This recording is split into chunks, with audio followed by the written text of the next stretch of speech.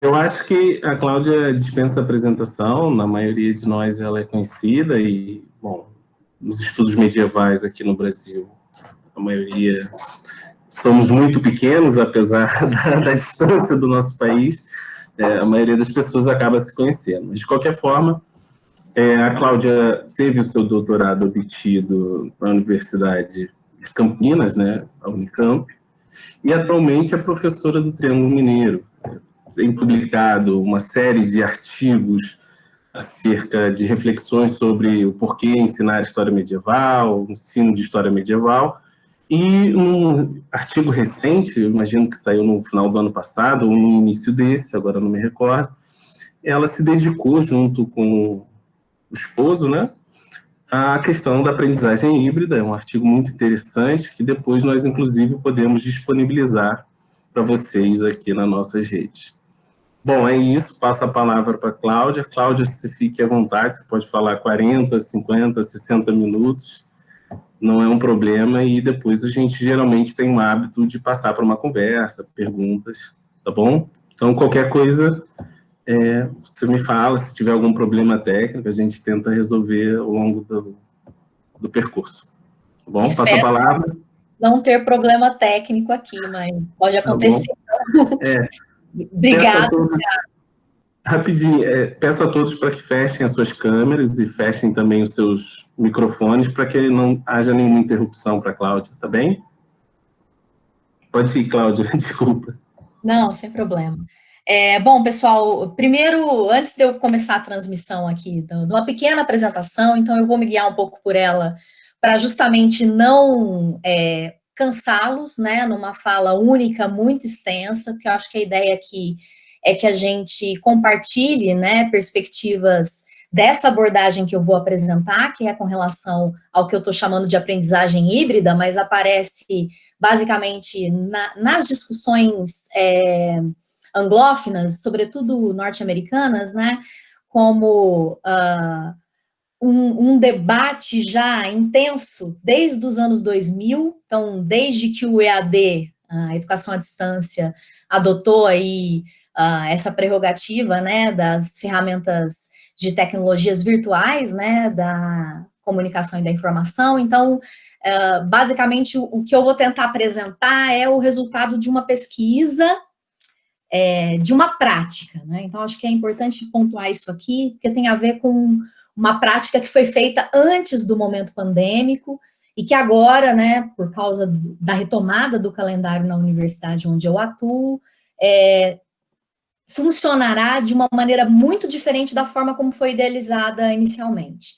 Então, primeiro, agradecer a oportunidade. Então, agradeço Renata, Tiago, Mário, né, a todo o grupo do Translatio, que eu admiro demais o trabalho de vocês, acho que o que vocês estão fazendo de divulgação nas redes, e essa oportunidade, né, de debate, ela é fundamental nesse momento. Então, nós, apesar de ser uma área pequena, né, se comparado com os estudos latino-americanos e brasileiros aqui na Universidade Brasileira, né, no campo acadêmico brasileiro, a gente tem uma quantidade significativa de interessados nos estudos medievais, e esse papel de uma divulgação científica de qualidade, eu acho que vocês já estão alcançando. Eu sou fã de carteirinha, né, do Translácio Cast, então agradeço, aprendi demais com os episódios sobre Estado, sobre pandemia. Cheguei a citar o episódio da pandemia e algumas atividades que já fiz com colegas e com alunos, que eu acho que, assim, esse é um trabalho que a gente tem que abraçar, e vocês tomaram a dianteira, então, parabéns pela iniciativa. E primeira vez na UF sem estar na UF, então também fico muito feliz, que talvez não, né, junto com outras grandes universidades, não só do Rio, mas de São Paulo, a própria UNB, pensando no centro do Brasil, são universidades extremamente estruturadas, consolidadas, com nomes significativos, ainda mais nessas histórias pré-modernas, e aqui eu lembro o nosso saudoso Ciro Flammarion Cardoso, né, que formou uma geração, né, de estudantes e ainda ecoa para nós como uma referência fundamental, né, seja teórica, seja de orientação profissional mesmo, né. Então, agradeço demais a oportunidade. E vamos lá, sem demora, vou aqui apresentar para vocês na tela, para vocês poderem ir acompanhando. um pouquinho aqui do que eu estou chamando de aprendizagem híbrida. Deixa eu só abrir aqui para não ter problema de conflito com telas, que essas coisas acontecem. Então, vamos lá, apresentar uma janelinha. Apareceu aí para vocês, eu espero? Sim. E aqui eu vou colocar o modo de apresentação, tá bom? Então, eu dei o título para essa conversa aqui com vocês de aprendizagem híbrida no ensino de história medieval, porque, bem ou mal, vem sendo parte, não só do meu trabalho, mas do trabalho significativo de um grupo, né, que é o grupo dentro do qual eu atuo, que é o Laboratório de Estudos Medievais, um pouco dessa investigação também da prática de ensino, né, das metodologias de ensino, por causa dos debates, sobretudo fomentados aqui no Brasil, desde a primeira versão da Base Comum Curricular, né, da nossa BNCC, Base Nacional Comum Curricular, mas outros países da América Latina também passaram por isso, né, a Argentina principalmente, numa discussão sobre incentivo, né, à pesquisa em histórias de temporalidades recuadas ou histórias que não necessariamente pertenceriam, né, a uma cronologia clássica desses estados-nação latino-americanos. E então, desde 2015, esse debate ele vem sendo posto, estabelecido, e até por isso uma quantidade significativa de colegas se dedicou a fazer esse debate novamente, com a presença, né, dos conteúdos e de uma reflexão a respeito dessa temporalidade que nós chamamos de Idade Média, dentro da educação básica e também dentro dos cursos de graduação de História no ensino superior, porque, bem ou mal, a gente sabe que muito do currículo universitário para a formação profissional reproduz, né, demandas de um currículo acadêmico escolar básico no Brasil. Então, o debate sobre a permanência ou a retirada dessas temáticas acabaria reverberando também numa formação para a área de licenciatura em História, né, que são aqueles que vão atuar como professores na educação básica, e isso vem estimulando, então, o debate. No caso aqui, então, começo aqui com a ideia do detectando um problema. Depois desse debate da BNCC, então, ao longo dos anos 2016 e 2017, várias orientações apareceram para nós, no sentido de qualificar qual era o objeto pedagógico, ou, né, o potencial pedagógico dessa discussão das temporalidades recuadas dentro do cenário da educação básica.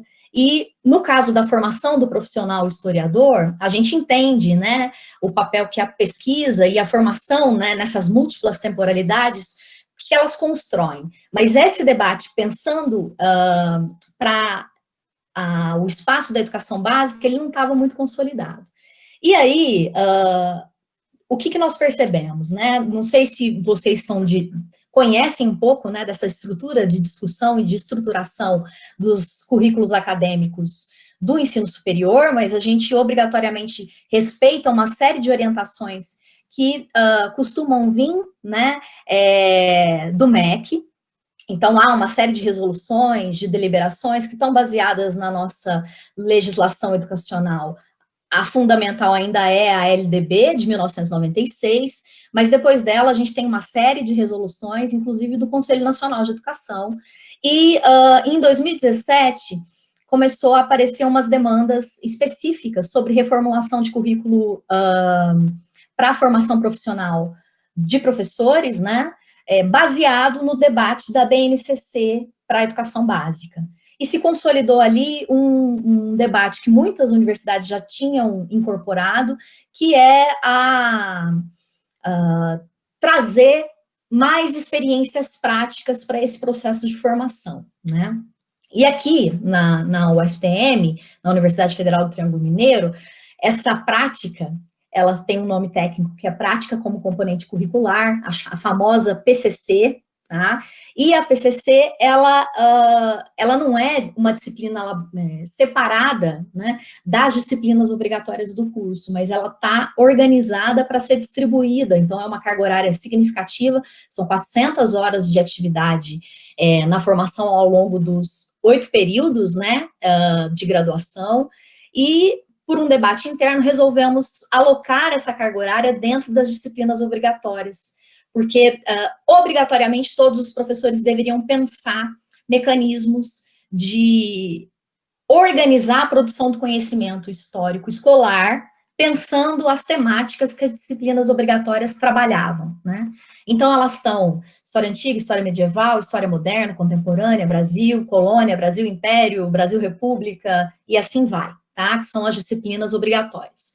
Então, a PCC, ela tem para nós um papel importante, porque o nosso curso é um curso de licenciatura, ele não é um curso de bacharelado, então ele está totalmente voltado para a formação do professor, mas nós partimos do pressuposto de que se não existe um bom professor, se não houver um bom pesquisador por trás desse perfil, né, então é um professor pesquisador, então acaba sendo um professor historiador, pensando no sentido clássico dessa palavra, apesar de que a profissão ainda não é reconhecida entre nós aqui no Brasil, e estamos sofrendo, né, para a regulamentação sair definitivamente, a nossa Associação Nacional de História vem lutando, né, e usando as redes para isso nesse momento de pandemia, mas basicamente o que a gente detectou? Então, eu saí lá de um modelinho em 2017 dos alunos muito, muito irritados, tendo que fazer esse trabalho de prática como um componente curricular, pensando exclusivamente livro didático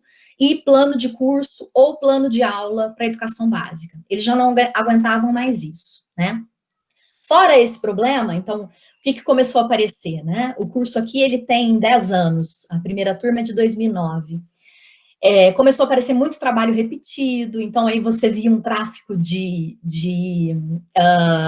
cópia e recópia de trabalhos de colegas que estavam nos períodos mais à frente de formação, fazendo esse tráfico, né, de trabalho pronto. Você via pouco interesse dos alunos de fazer leituras cuidadosas e extensíssimas em todas as disciplinas obrigatórias de livro didático, então eles já estavam entendendo que esse modelo estava esgotado e exaurido, né? E aí, eles ainda permaneciam, e eu posso chamar um pouco com a responsabilidade para mim, muito na expectativa do que eu levava como conteúdo, né? Por mais que dentro do ensino superior no Brasil eu me formei assim, e acho que a maioria das pessoas passaram por cursos de graduação nesse formato, né? Os professores dão uma carga de leitura significativa para você se preparar antes, né, de ir à aula e estabelecer um diálogo com eles. Mas muitos de nós passou pelo curso de graduação, né, ainda numa aprendizagem que a gente poderia chamar aí, lembrando uma referência importante para nós dentro da área da pedagogia brasileira, que é o Paulo Freire, né? É uma aprendizagem bancária. Então, a gente vai esperando receber tudo do professor e muito pouco comprometido em pautar o debate, né? Então, isso ainda acontece nas salas de aula do ensino superior e na educação básica não preciso nem falar muito, né? Até por isso que muitos alunos têm pouco interesse em disciplinas como a disciplina de história, né? Que é muito narrativa, então eles ficam ali interessados em outras coisas, fazendo desenho, uns mexendo em celular, outros dormindo, e muito poucos integrados nessa narrativa que o professor traz. No ensino superior, a gente ainda encontra, eu, como professora de um curso que é noturno, exclusivamente noturno, muitos alunos ainda neste perfil, né, que na educação brasileira acaba sendo um perfil perpetuado ao longo do ensino fundamental 1, do ensino fundamental 2, do ensino médio, né, a gente vai tolhindo o aluno da iniciativa, da curiosidade e disciplinando ele a ficar 40 minutos sentado, prestando atenção naquilo que o professor vai trazer para ele de conteúdo para uma sala de aula. Então, assim, Paulo Freire fala disso nos anos 1960, né? Criticando essa realidade e pautando uma série de propostas aí, pensando na educação de jovens adultos também, né? Naqueles que não conseguiram acompanhar a escola tradicional. Mas Por que que isso ainda é tão comum dentro das salas de aula de educação básica e também do ensino superior? Era uma das questões que pautaram aí um novo modo de pensar a maneira de se efetivar uma carga horária grande, né, da disciplina História Medieval aqui em Uberaba, que são 90 horas de disciplina obrigatória, e que precisa acontecer da maneira mais dinâmica possível, inclusive para eu manter, né, um grupo de alunos interessados em cursar essa disciplina, porque senão eles vão pela obrigação, e pela obrigação as coisas são muito pouco...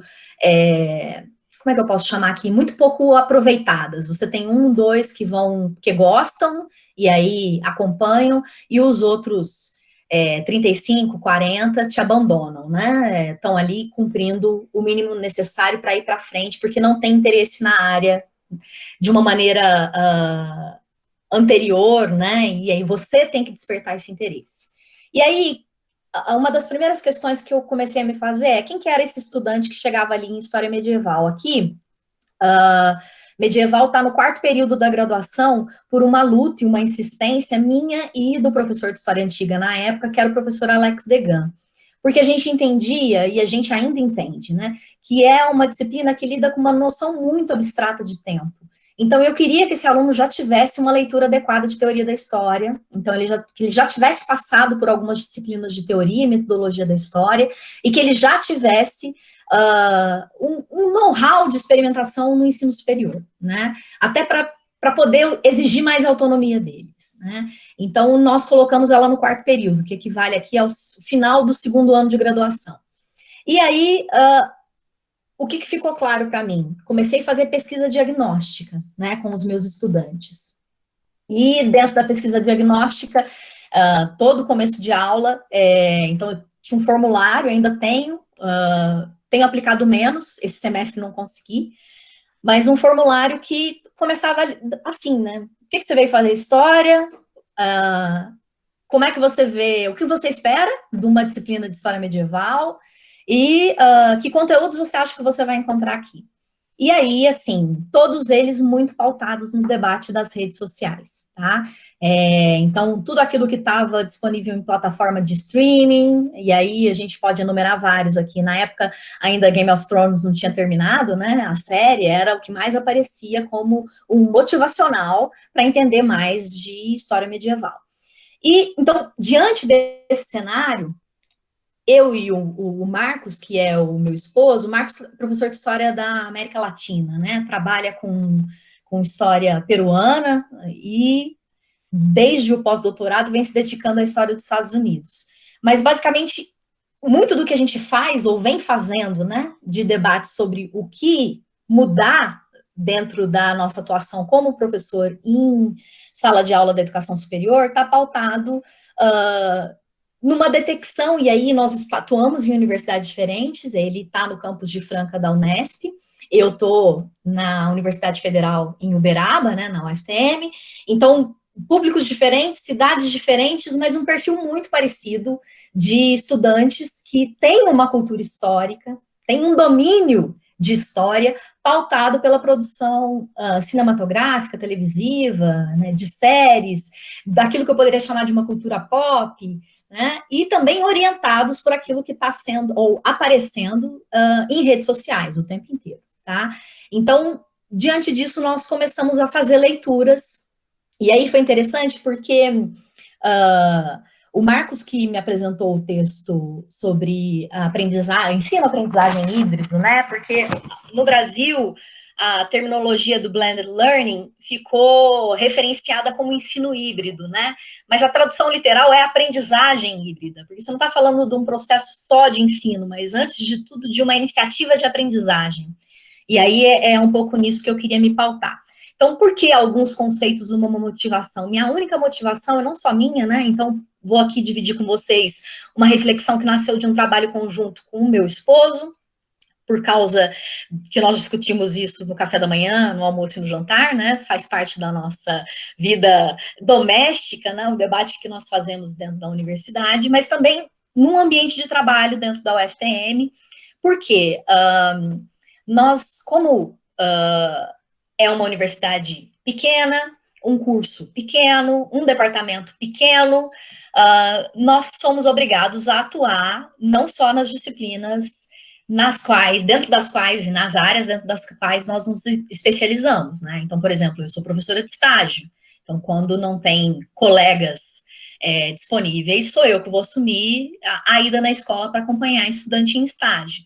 E isso virou meio que um modus operandi dentro do nosso curso, de primar por um perfil que tenha essa abertura de diálogo, né? De que pense a educação básica, de alguma maneira.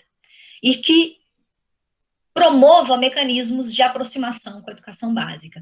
A UFTM, hoje menos, mas logo que eu cheguei aqui, em 2013, ela era conceituada nacionalmente por causa do PIBID. Foi um dos primeiros polos PIBID em 2009, e assim, um dos polos mais estruturados do PIBID ao longo, posso chamar aqui, dos primeiros editais do projeto, né, que eram editais muito bem organizados. Então, ela criou um know-how para essa articulação entre a educação básica e o ensino superior, fomentado, né, pela bolsa, né, de iniciação à docência, que congratulava estudantes de graduação, professores dentro da universidade e também professores dentro da educação básica.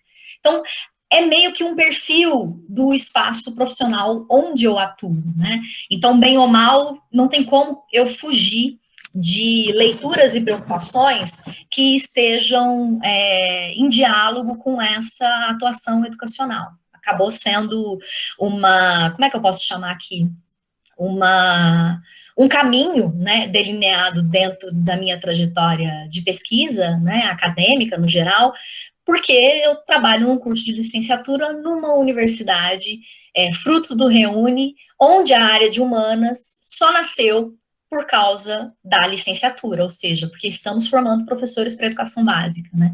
Então, é uma universidade extremamente tradicional na defesa dessa questão das áreas, e aqui impera a área da saúde, né? Porque é a faculdade mais antiga, né, do campus universitário. Então, existe, né, essa preocupação e até uma motivação em construir espaços significativos de formação profissional, provando que uma licenciatura é tão importante, socialmente falando, quanto um curso de medicina, né? Então, vocês já entendem que dentro do meu espaço de trabalho há rivalidades acadêmicas, eu posso chamar assim, que pautam uma hierarquização das áreas de saber, tá? E isso nos leva ou nos motiva a ter que se capacitar cada vez mais nesse debate, nesse diálogo com a educação no geral, para justamente construir uma, como é que eu posso chamar aqui? Uma singularidade, uma especificidade e nos autossustentar no espaço onde nós estamos. E aí o debate, então, dos conceitos, ele vai um pouco nessa seara, né, nessa condução. A gente se depara com blended learning a partir de trabalhos que já estão, né, como é que eu posso chamar aqui, extremamente consubstanciados nos Estados Unidos, desde os anos 2005, 2007. Então, por exemplo, você vai ter o ensino híbrido sendo discutido pelo Stacking e o Horn, que são professores de educação básica, mas que conceituam uma série de referências para atuação no ensino superior norte-americano, por exemplo. E aí, por que eu estou chamando a atenção para o modelo americano, né, ou para esse diálogo com o espaço americano?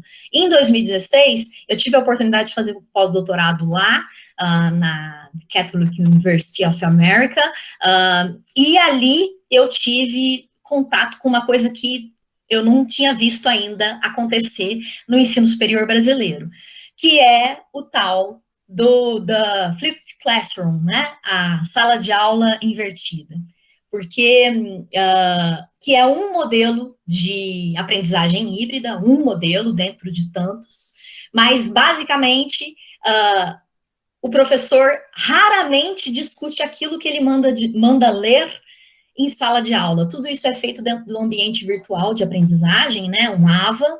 Eles não usam Moodle, São pouquíssimas as universidades que usam Moodle. Muitas das universidades têm sistemas virtuais de aprendizagem próprios. Algumas já adotavam o sistema do G Suite, né, do Google.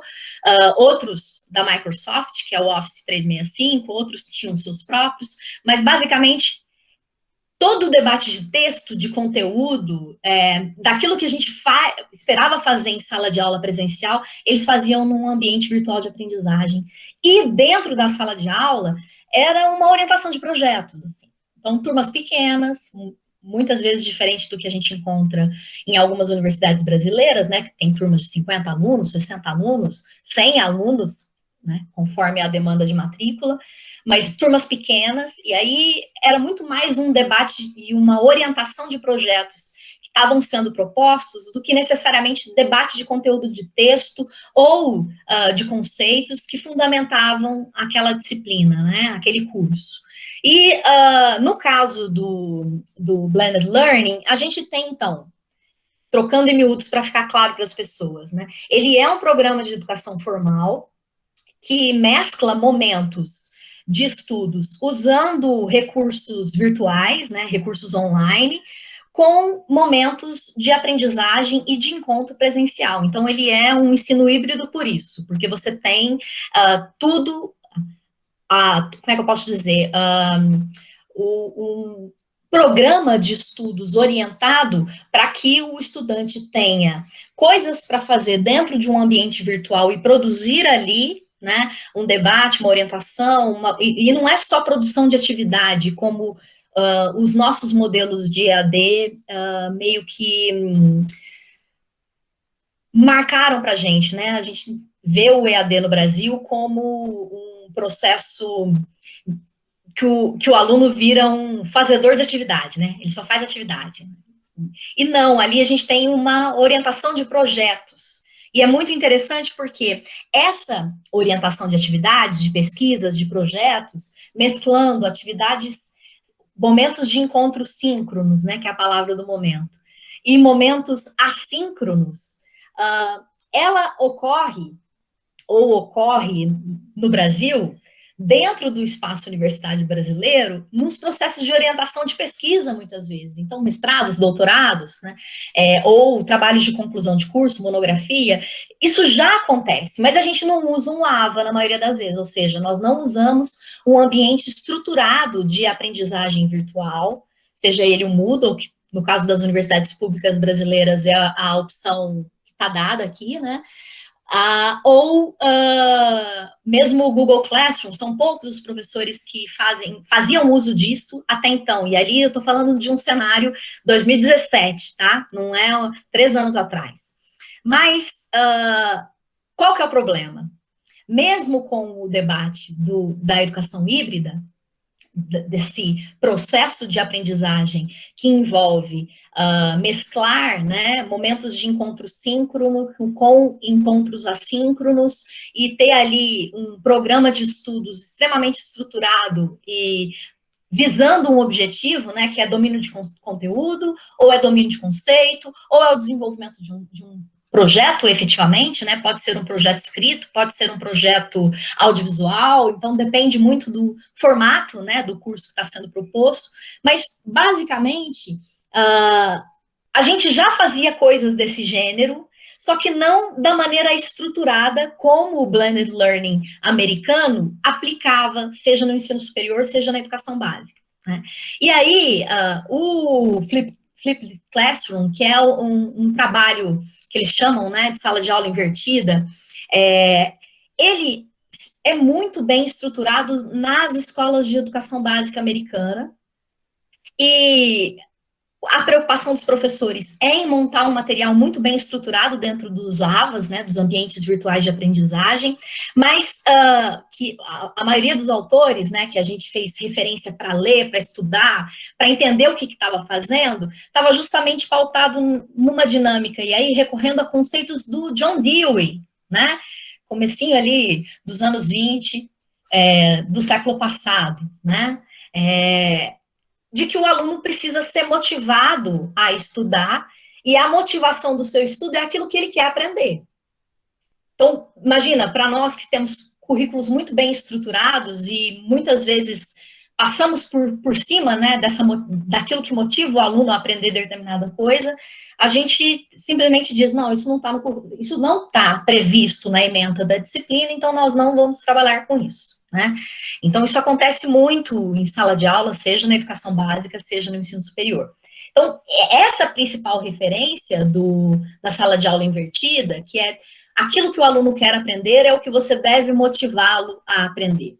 Bate na gente numa série de debates sobre a nossa autonomia de definir aquilo que é importante em termos de conceito e de referências que ele tem que sair numa formação superior em história, por exemplo, mas também entra numa seara, e era isso que eu queria discutir com vocês um pouco mais, sobre a tentativa de solapar a presença dessa educação passiva, né? Então, olhando os diagnósticos dos meus alunos, daquilo que os motivava, né, a querer aprender um pouco mais de história medieval, eu entendi que eu não podia simplesmente só me basear numa estratégia nova, numa metodologia nova de trabalho, mas eu tinha que também trazer um conteúdo que não era o conteúdo clássico dos textos que nós estamos acostumados a discutir na academia, né? Então, textos extremamente, muitos deles, né, balizados pelos seus pares, recomendados, são referência de discussão em qualquer sala de aula. Então, assim, muitos de nós têm ainda uma tradição, né, e uma influência historiográfica europeia, a gente usa muitos autores europeus, outros já têm uma abertura maior para trabalhar com autores latino-americanos, americanos, né, norte-americanos, ou autores asiáticos, autores africanos. Então, a gente já tem consolidado uma historiografia para trabalhar em sala de aula. E fazia muito pouca abertura ou concessão para aquilo que não era o que eu posso chamar aqui o modelo tradicional de produtor, né, de conteúdo e de pesquisa em história, historiador clássico.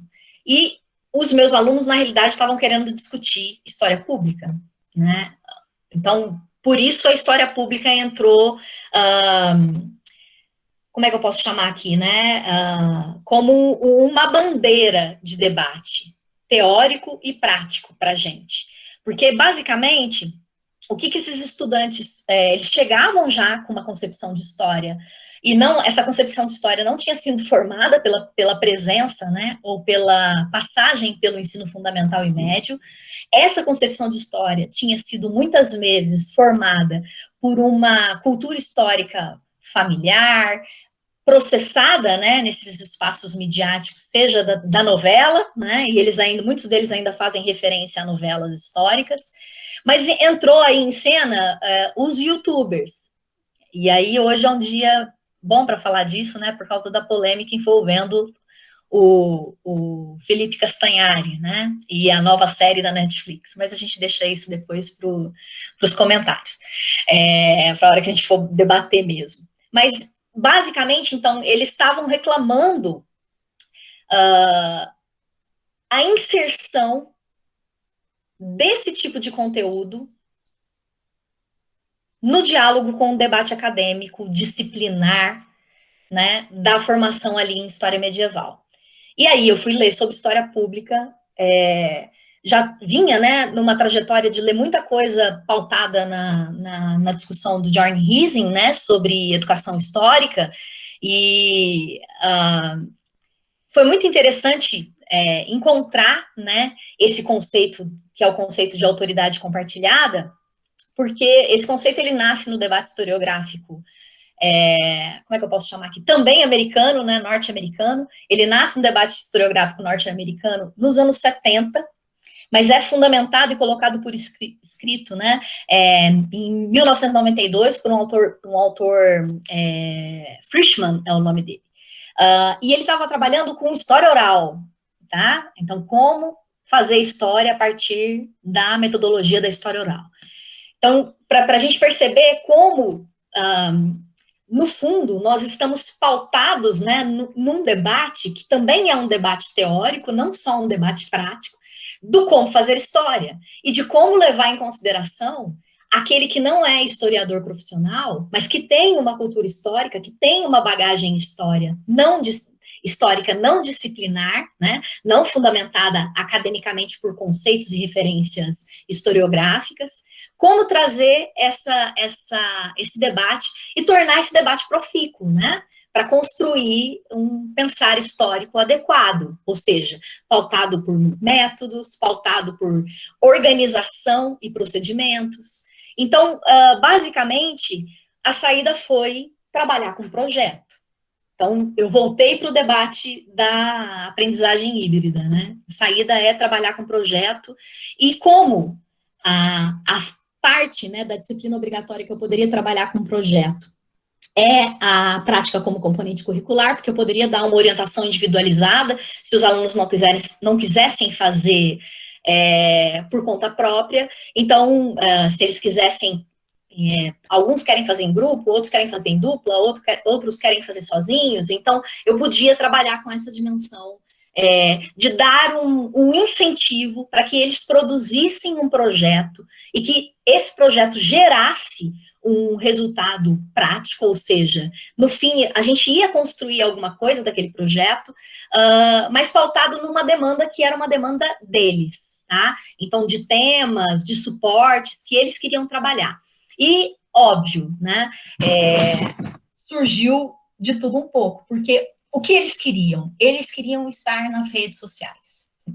É engraçado falar um pouco isso, né, porque na época o Instagram estava começando a ter um boom, né, significativo nas pessoas da minha faixa etária, mas na galera de 15, 16 anos, esse pessoal não estava mais no Facebook há tempos, pelo contrário, tá?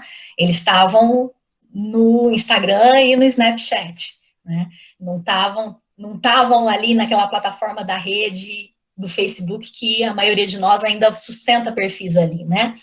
E aí foi interessante porque o que eles queriam fazer era justamente isso, conteúdos disciplinares acadêmicos de história e produzir algo que dialogasse com a cultura histórica de pessoas. Então, mesclava um pouco de tentar fazer divulgação científica, então produzir um conteúdo mais palatável, mais high-tech, né, no sentido de ser áudio, visual, né? Então, tinha todo um trabalho ali ensejado que eles estavam demandando, né?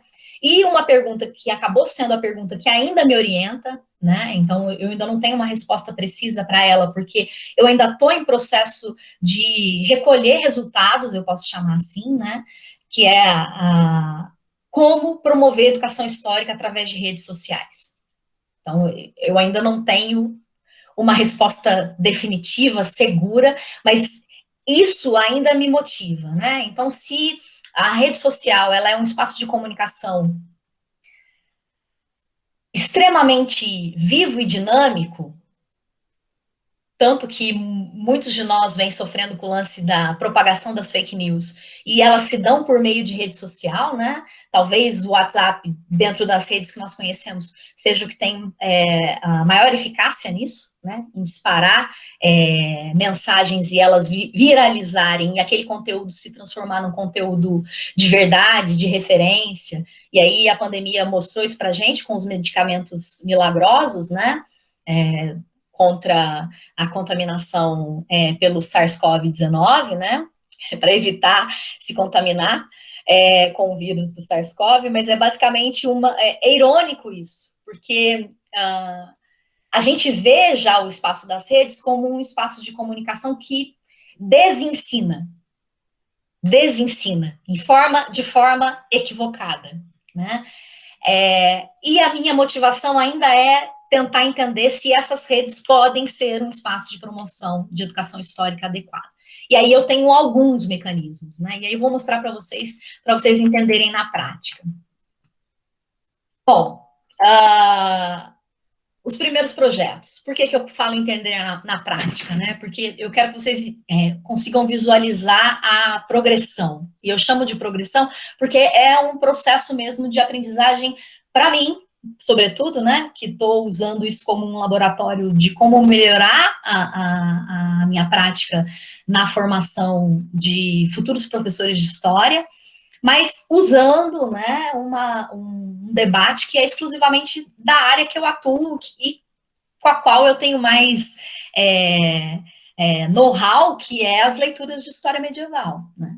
Mas, basicamente, aí eu vou parar aqui a apresentação um pouquinho, porque esses dois perfis foram os primeiros. Vou parar para vocês poderem ver na internet o que nós fizemos. Então, lá em 2018, eu lancei o desafio para os estudantes que, às 30 horas de prática como componente curricular, eles deveriam desenvolver conteúdos históricos para redes sociais.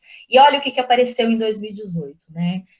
Nós temos alguns exemplos, e eu vou usar um do Facebook, um do Instagram, um do Twitter e um do YouTube, para vocês perceberem um pouco a qualidade desses projetos. Basicamente, deixa eu voltar aqui nas minhas páginas para não me perder e poder mostrar para vocês as outras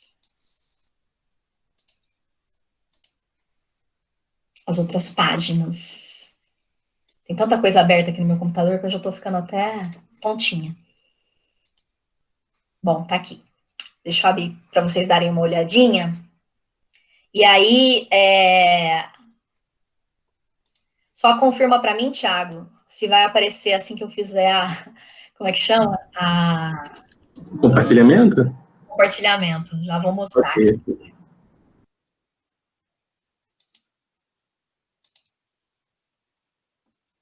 Já apareceu? Está carregando. Sim, medievando. Isso. Medievando. Isso, apareceu aqui. Apareceu aí? Sim, sim. Bom, isso aqui é algo que a gente também usa, alguns professores na graduação em História usam como ferramenta de trabalho. Então, eles criam perfis, né, das disciplinas que eles dão, e os alunos resolveram fazer isso, criaram um perfil e construíram conteúdos para esse perfil. É uma página, né? Aqui, no caso, o acesso dela está restrito ainda, porque, como vocês podem ver, ficou ali no nicho dos nossos alunos, ela não se propagou, até porque não era essa a ideia. Eu queria ensiná-los, ou melhor, trabalhar com eles um processo de como construir adequadamente esses conteúdos, para depois pensar na estratégia de comunicação e expansão para o grande público, tá? E aí, foi mais ou menos isso que aconteceu. Então, vocês vão me acompanhando aqui, eu vou mostrar um pouquinho. Então, essa é a página inicial, e vocês vão ver que tem várias postagens. A última postagem feita foi em 2018, quando a disciplina acabou, mas, basicamente, eles produziram vídeos, tá? Então, eles têm um vídeo falando sobre música medieval, um vídeo falando sobre iluminura, não se preocuparam exclusivamente em fazer post com foto e texto, que é normalmente comum, né, nesses espaços do Facebook ou do Instagram. Então, tentaram inovar, e aí eu vou soltar aqui só um pouquinho para ver se vocês conseguem ouvir, será? Tá saindo o som aí? Não, Cláudia, eu acho que para você compartilhar o vídeo com o som, você tem que marcar essa opção. Tá agora, indo? Agora foi.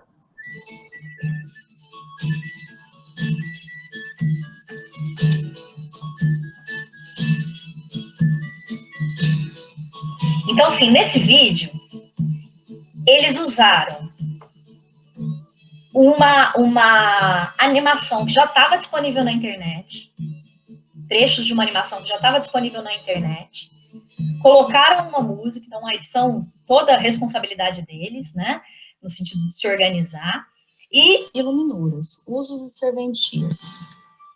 Começaram a fazer quanto à palavra escrita, descrição daquilo que estava postando. A gente consegue fazer vídeo assim, usando o próprio PowerPoint, às vezes, tá? A raridade do material, ou seja, das folhas de pergaminho, de vitela, e a dificuldade na reprodução dos livros, transcritos à mão no escritório, acabou instaurando no imaginário medieval uma relação com esse material cultural próximo a um talismã. Então, esse é o primeiro, tá? Vou passar para o próximo. Apareceu aí, Thiago? Sim, sim, sim. Bom, essa aqui já foi o perfil que já era um perfil com uma dimensão informativa, mas também satírica. Então, a ideia deles era trabalhar um pouco com essa coisa das curiosidades, né, envolvendo a Idade Média. Então, por isso o perfil se chama Nobre Curioso, é um perfil criado pelo Instagram. E aí eles começaram com aquilo que é a linguagem da plataforma. Esse é um dado importante. Fazendo o projeto, o que eu percebi com os alunos? Que eles tinham uma necessidade muito grande de entender um pouco essa identidade, né, de cada rede social. Então, para que elas servem? Quem faz uso disso e como faz uso disso? Então, por exemplo, aprendemos milhares de coisas, mas uma das fundamentais, né? Instagram, você não se comunica com texto grande, porque ninguém lê texto grande em Instagram, né? Então, o texto do Instagram é a foto, é o vídeo, é curto na maioria das vezes. Então, você pode até usar outros recursos que o Instagram dá hoje de opção, como dentro dos stories, né? Você vai fazer uso do chat, fazer uso de teste e mecanismos para, como é que eu posso chamar aqui, interagir mais com os seus seguidores. Mas aqui, o que eu queria que vocês observassem?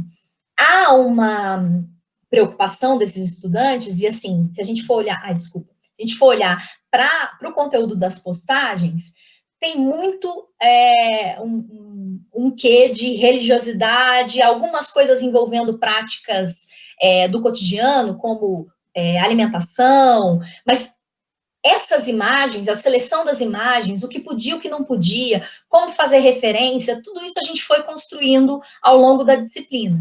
Então, eu precisei criar roteiro de N formas, né, para pensar como eles poderiam roteirizar para cada uma das plataformas que eles estavam usando. Um outro exemplo é o exemplo do Twitter, que aí o esquema das threads, né? O Medievando na História, por exemplo, eles fizeram alguns posts, está desativado o perfil não está ativo, né? Eles não desligaram o perfil, mas o perfil não está ativo hoje. Mas, basicamente, aqui eles tinham uma preocupação, e era um pouco isso, né? De discutir Ásia e África medieval, apresentando ali debates que não estavam num espaço comum dentro do conhecimento de Idade Média no Brasil.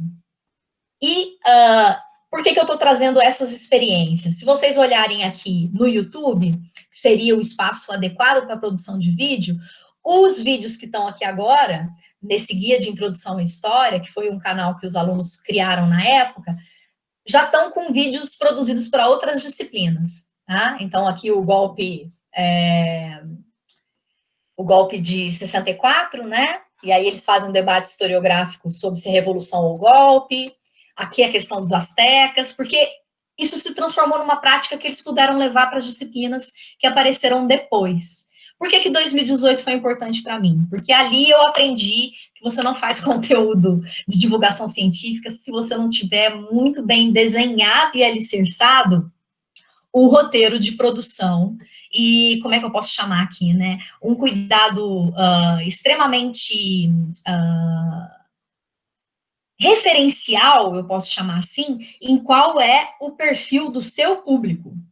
E isso, para mim, foi muito importante, né?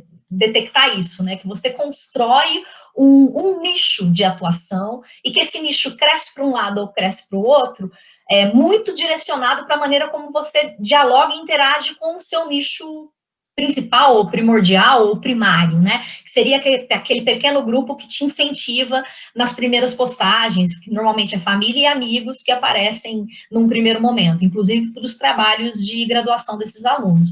Mas, no caso de professores, isso pode ser estendido para os alunos de uma disciplina na educação básica ou para os vários alunos, né? Então, a gente tem escolas com 1.000 alunos matriculados num período vespertino, por exemplo, né?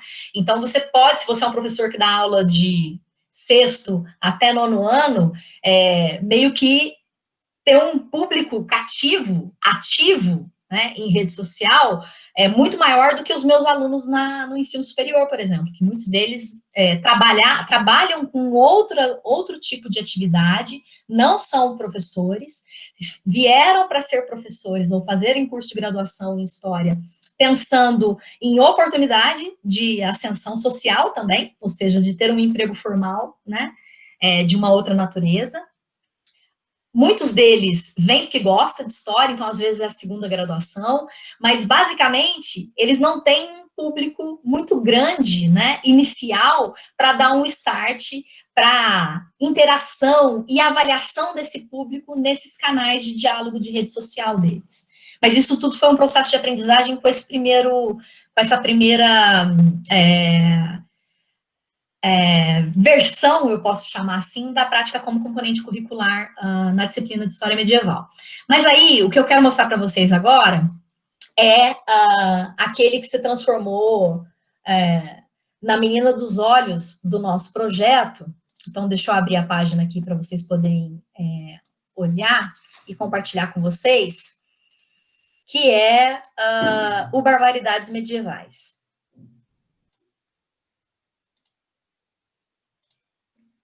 O Barbaridades é mais ou menos o que o Translácio está fazendo agora, né? O Barbaridades Medievais, ele foi iniciativa de um grupo de alunos na disciplina no primeiro semestre de 2019. Então, assim nasce o Barbaridades, tá? E isso já foi aprendizagem de tudo o que alguns alunos tinham feito no Instagram no semestre anterior. Eu falei para eles, vamos escolher 2 plataformas só? Então não vamos para várias. Eliminamos o Facebook, ficamos só com Instagram e Twitter, né? Então eu dei essas opções para eles de rede. E falei, quem aqui tem perfil de Twitter, quem aqui tem perfil de Instagram? No final das contas, a maioria foi para o Instagram, porque era os espaços de rede social que eles estavam usando. E no caso do Barbaridades, o projeto, então, o primeiro semestre do projeto, que na realidade era parte da disciplina, né, um componente da disciplina de História Medieval, então eles precisavam desenvolver bem essas postagens e organizar bem o projeto para poder ter uma nota equivalente e uma carga horária equivalente. Só que foi tão bem recebido que logo que nós entramos de recesso em julho de 2019, o grupo de alunos, que está aqui listado na postagem para vocês, me procurou e falou, professora, a gente não queria parar, porque a gente não só gostou de fazer, a gente descobriu outras coisas da área dos estudos medievais que a gente quer aprender, e ó, ninguém era orientado por mim, tá? Assim, ninguém era meu aluno de iniciação científica, por exemplo. E a gente descobriu tantas potencialidades, porque para cada post a gente teve que ler 3, 4 textos, a gente teve que desenhar, né, igual aqui eles fizeram, eles chamam essas intervenções que eles fazem de meme, né, fizemos memes, então os nossos memes têm tido um retorno, um respaldo do público muito grande, eles gostam, eles se divertem, então a gente quer continuar fazendo o projeto, mas agora a disciplina, a gente já foi aprovado na disciplina, o que a gente pode fazer? Eu falei, vamos fazer um projeto de extensão. E foi assim que o Barbaridades cresceu. Porque aí, e é muito interessante isso, né? Eu coordeno o projeto, mas basicamente o meu trabalho no projeto é, indicar bibliografia, que na maioria das vezes eles não conhecem. 2, fazer leitura dos posts antes do post ir ao ar. E aí isso é uma loucura, porque muitas vezes eles me mandam 2 horas antes de postar as coisas. Então, o meu WhatsApp está sempre inundado de mensagens e de imagens, né? E só que a gente foi desenhando um perfil para o Barbaridades muito baseado no perfil do público que começou a seguir. E aí, há poucos meses, no Ampul Explica, Historiador Explica, Ampul Explica, que é o novo podcast da Ampul, que é a nossa Associação Nacional de História, o Iclis Rodrigues, que se transformou numa referência, eu posso chamar assim, né, de historiador público, porque está atuando nas redes com o História FM, tem lá o podcast, né, ativo também, mas tem um canal de YouTube, né, de história, divulgando história. Então, ele explica um pouco desse processo, de como ele aprendeu na prática, fazendo, e depois, que isso não veio de uma alimentação teórica, né? E o percurso dentro do Barbaridades foi um percurso muito parecido. Mas muito parecido por quê?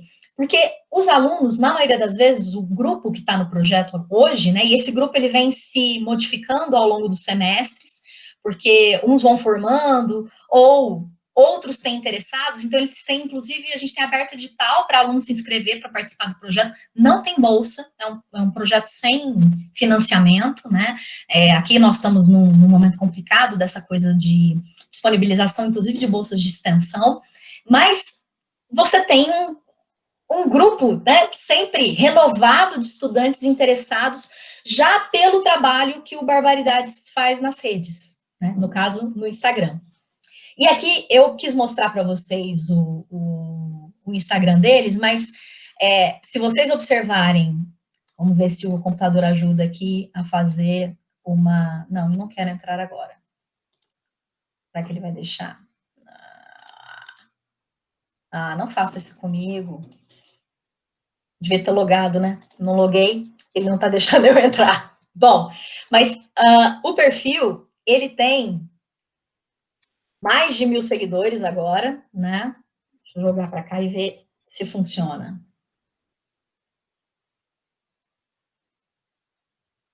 Tem mais de 1.000 seguidores agora, e é um perfil que está desenhado com objetivos muito específicos. Então, eles têm um roteiro de postagem semanal, eles produzem esse roteiro baseado em pesquisa com o público, que acontece 1 mês, 2 meses antes, né, das postagens irem ao ar. Eles criaram esse avatar, que é a Muriel Indica, a Muriel Explica, que é um avatar baseado no que eles entendem, ou no que eles satirizam, né, de um aluno de graduação de História, né, então, inclusive no perfil do óculos, né, meio deprimido, e essas iniciativas nasceram justamente da experimentação do primeiro semestre da prática como componente curricular. O que eles têm feito? Acho que o post mais criativo deles, o último post mais criativo deles foi esse, do Música Medieval, né, que além de ter uma expertise em programas de edição de vídeo, então o Canva se tornou importante porque nem todos os alunos têm um computador adequado, então eles fazem edição às vezes no próprio celular, né, usando imagens, mas um dos alunos tem uma, como é que eu posso chamar aqui? Um know-how de design gráfico. E ele criou, entre outras coisas, uma direção gráfica para o perfil, tá? Que isso não tinha quando a disciplina nasceu, o projeto nasceu dentro da PCC no início de 2019, mas quando virou projeto de extensão, se adquiriu. E assim, por que eu estou chamando a atenção de vocês para isso? Eles hoje, para cada post, além daquilo que eu indico, eles veem vídeos de YouTube, corre atrás de podcast, faz pesquisa de referência em acervos, né, museus do mundo inteiro, e não sou eu que pauto esse caminho na maioria das vezes. É muito raro, é muito raro, é muito raro. Eles, nós temos que produzir um texto, professora, sobre tal tema. Não sabemos nada, da onde a gente começa? É muito raro. Então, assim, a evolução da autonomia deles na produção de conteúdo cresceu muito. Então, assim, eles são totalmente independentes de mim para muita coisa, né? Então, assim, não são passivos em nada. E, às vezes, em muitas coisas, nós discordamos, né? Como o perfil da Muriel, por exemplo, tá? Só que eu dou a eles, e acho, né, porque o projeto é deles, né? Por uma questão institucional, eu virei coordenadora, mas o projeto nasceu de um ideário deles.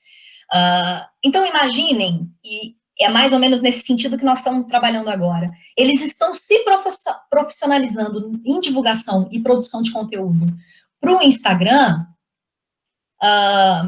primeiro, sem receber o incentivo de uma bolsa, fazem isso porque querem fazer. E uma coisa que tem alimentado eles é essa crescente em pessoas interessadas e que compartilham, e que integram, e que discutem, e que querem saber mais, e que escrevem no direct sobre como funciona, que projeto legal. Eles recebem muitos feedbacks de professores de universidades públicas, e aqui, acho que não tem problema eu dizer, né, esses dias o professor da UFSC, o Rodrigo Bonaldo, que é professor de teoria da história, mas tem um trabalho também de formação na área de história medieval. O professor Rodrigo entrou em contato comigo e, poxa, Cláudio, que projeto legal, como é que está sendo, tal, não sei o quê, e ele faz parte de um laboratório de história pública na Federal de Santa Catarina. Poxa, parece que eles entenderam já como é que faz. E entenderam, né? Criaram um procedimento de organização e de demanda para um público, porque mapearam esse público, né? E porque estão construindo um conteúdo consubstanciado, né? Então, há um conteúdo com base historiográfica, com base documental, mesmo que esse conteúdo tenha que ser muito sucinto. Já aconteceu, por exemplo, de às vezes sair um post com alguma coisa errada, né?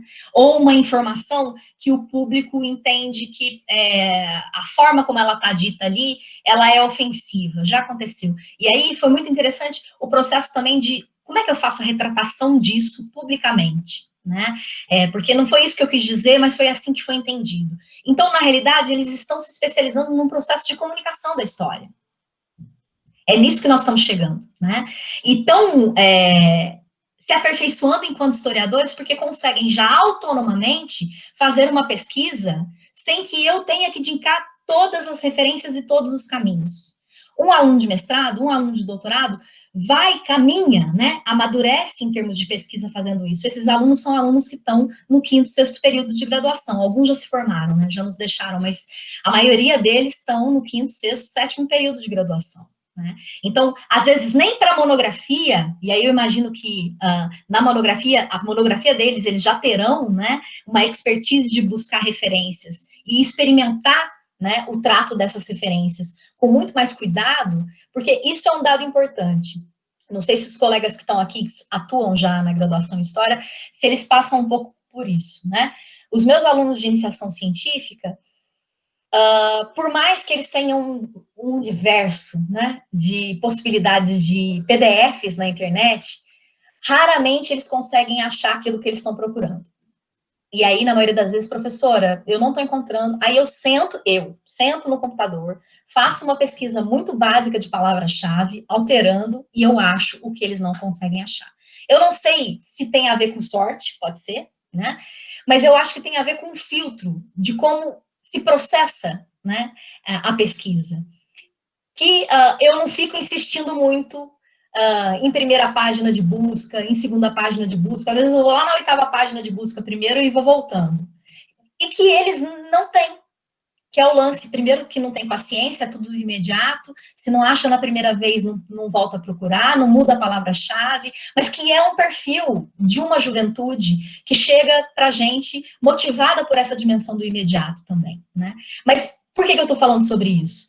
Porque, basicamente, esse processo nas redes de atuação e da criação de projetos de história pública para a rede social tem mostrado para mim e para o meu marido, que também está atuando assim, né, com os alunos dele, que a gente pode dinamizar a formação do professor de história, né, do historiador, inclusive estabelecendo para ele outros campos de atuação profissional que não sejam exclusivamente a sala de aula, arquivos, museus, mas pensando na comunicação histórica, na divulgação científica, né, que estão pautados na premissa de se transformar num bom pesquisador para construir conteúdo de referência fundamental, mas num bom leitor de demanda, ou seja, de entender esse diálogo de interação com o público, de construir um público, né?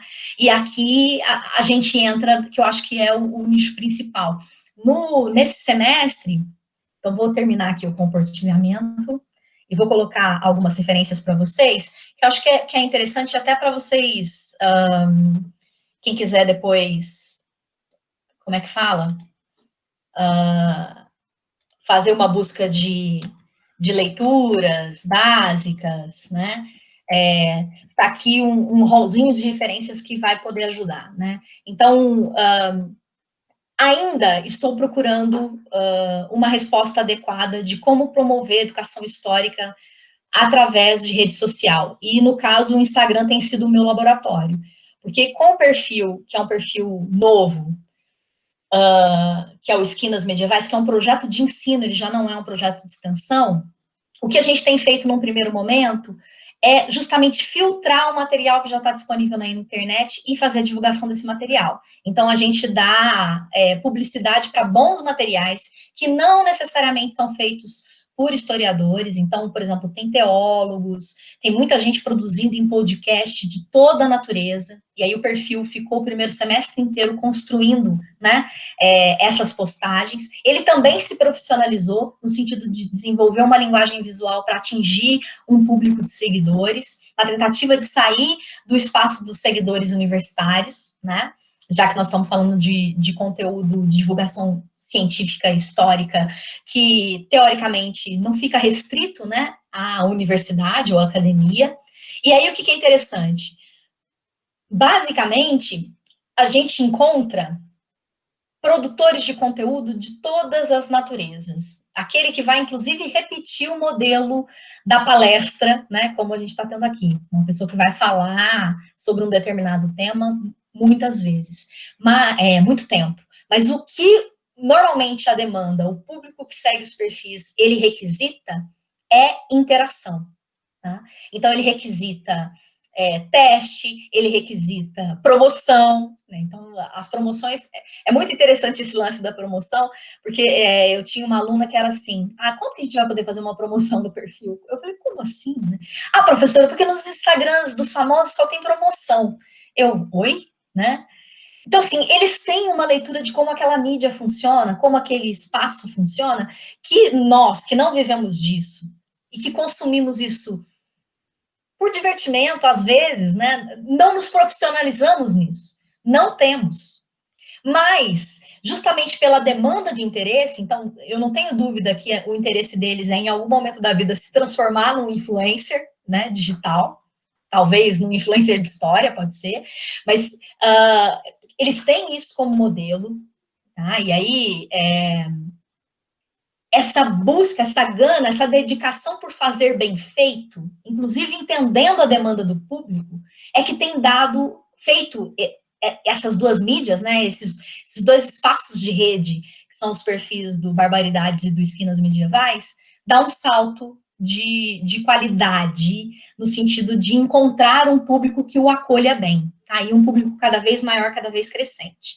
Mas, para os alunos envolvidos, eu não tenho o que dizer e o que negar. Eles estão completamente, e aí, capacitados para fazer pesquisa autonomamente. Então, eu não tenho dúvida de que eles vão fazer, seja em sala de aula da educação básica, ou para aqueles que, eventualmente, né, queiram seguir carreira acadêmica e fazer um mestrado, doutorado, eles vão fazer boas pesquisas, porque já estão fazendo boas pesquisas para construir esses conteúdos simplificados, tá? Já estão se reportando a uma metodologia de pesquisa para fundamentar um trabalho de divulgação científica. E eu acho que eu termino por aqui. Então, queria agradecer ao Tiago, a Renata, né, pelo convite novamente.